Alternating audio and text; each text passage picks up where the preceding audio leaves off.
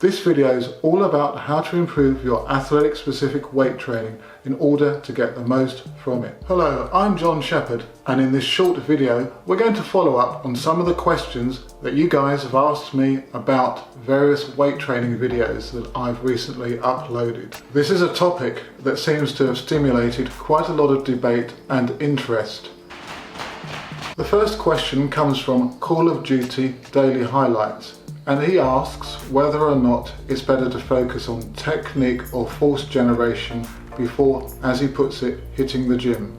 I don't see no reason really why you can't do both at the same time. That's what I do in my training group, i.e. we're constantly training for power and some elements of strength, but that's always married to speed and technique.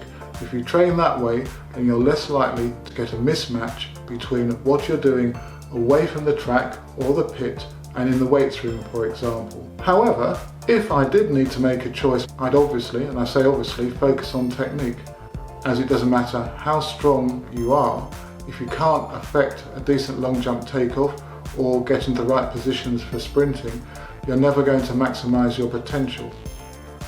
And the second element of that is that the strength you develop in the weights room may not actually assist your athletic event performance. Now, I've said quite a lot about that before in previous videos, but you're developing different types of muscle fibre, for example, over different ranges of motion. Therefore, the transferability of that strength in the weights room is at best tenuous to actual athletic event performance. You need to do it, it can provide a foundation, but it's not that specific really to what you need to do when you're jumping and sprinting, for example. I was listening to a podcast, and on the podcast they had a Dutch coach, Henk Kruijnhof, and he was talking about the very same thing about weight training and its applicability to speed and power events, and he gave the example of a cheetah and other animals.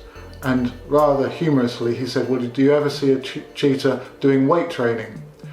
No, you don't, obviously, somewhat obviously. Therefore, that animal, fastest mammal, I believe, 76 miles an hour capability, 80% fast twitch muscle fibers in its calf muscles, again, if I remember correctly. It's incredibly powerful. So what does it do all day? It rests and it sprints, rests and sprints. It's highly anaerobic. So therefore, its training is very specific. It's all about power. To get fast, you need to run fast. Another point was raised by a Mesa official. I think it's also good to mention that specific targeted strength training of each separate phase is only necessary if you reach a long plateau or traditional strength training stimulus isn't just enough for you anymore to increase athletic potential. I'm not 100% sure about that, as why would you need to reach a plateau before you'd want to do a specific targeted phase of training? Wouldn't it be better to incorporate those specific and targeted phases of training in your microcycles, in your training throughout the training period? Therefore, you're training specifically. If you're reaching a plateau using more general exercises, then you plateaued, for example, on exercises that are perhaps less relevant to your event performance, whereas, by its very nature, a specific targeted training program, hopefully, and should give you the results that you require.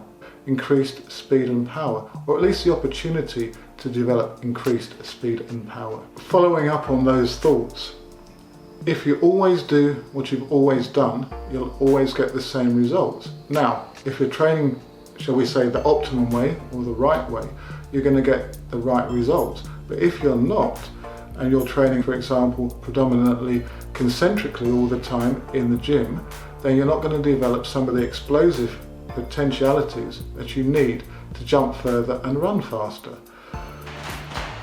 It seems that triphasic training, i.e. the combination of eccentric, concentric and isometric strength training workouts, is all the flavour of the month, as we say at the moment, with so many UK coaches, strength and conditioning coaches, just coming around to the idea of incorporating that into the specific training plans of long and triple jumpers, for example. Yet, in conversations with other coaches that I've had, us athletic coaches have often been incorporating triphasic training into our workouts for many, many years. We've been doing isometrics, we've been doing eccentric landing jumps, for example.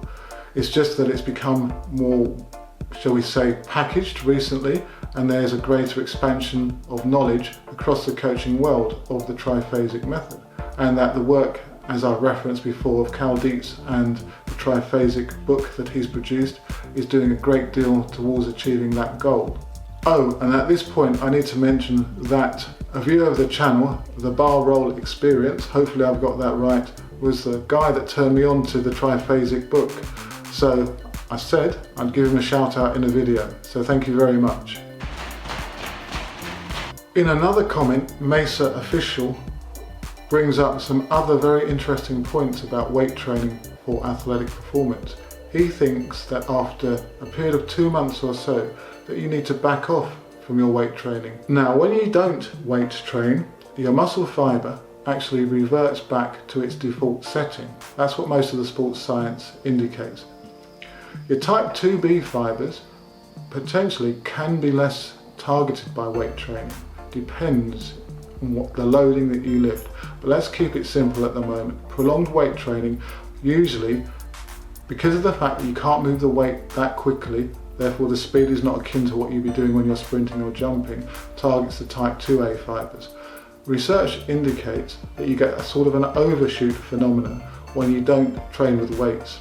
Therefore, the fibre type starts to readjust itself and take on more qualities of the type 2B, the really fast explosive fibres, the ones that your sprinters and your jumpers really need to target. However, you don't need to take 2 to 3 months off to get that overshoot effect. There is a lot more to it than what I'm going to explain as well, but I'm going to try and keep it quite simple. If you cycle your training between heavy, medium, low weight weeks, then the opportunity is there for muscle fibre types to adapt and the body to adjust to the stress that it's been subject to in a way that's going to increase your speed and power potentiality. If you don't let your body recover and regenerate and adapt to the stimulus, then you're not going to get the benefit from your weight training or indeed any other element of your training. And as long as a coach or an athlete, you're mindful of cycling your training through phases, taking rest and recovery days and regenerating, then your body will adapt continually, or at least optimally. Into the competitive periods, we reduce the amount perhaps to 1 session a week, maybe only doing a couple of exercises in that particular session. That's just to maintain whatever gains they've achieved throughout the previous period. Now, this was quite a difficult subject to get across in a relatively short video, but I wanted to try to answer some of the questions that the channel viewers have been sending in, and hopefully I've done that. So, as usual, good luck with your training and competition, and do subscribe to the channel and leave any comments you may have in the comment section below or through my social media.